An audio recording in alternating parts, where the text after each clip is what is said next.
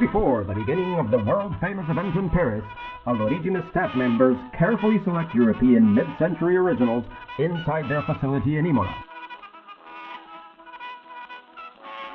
An engine-powered forklift and a state-of-the-art truck are required in the final phases of preparation. And now to Paris, where in only 2 days the All'Origine building team will construct the stand for the exhibit. Here you see them at work again, wearing the building team's burgundy uniform. A few final touches and All'Origine is ready to open to the public. Visitors flood the stand. Every item that is sold is carefully packed and moved to a deposit. Here you see Mario and Mihai packing some more items for the deposit and bringing in some boxes full to the brim with new items from the stock.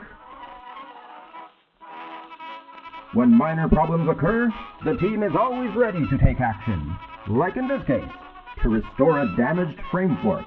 Art director Corina Jucan replaces sold items with new, meaning old, items for visitors to admire and purchase. At the end of the day, the selling team walks out and the deposit staff rolls in. And finally, some celebration. Chairman of the board, Davide Mariani, and his executive team reward themselves with a sip of French wine to celebrate the results of yet another extraordinary trade fair.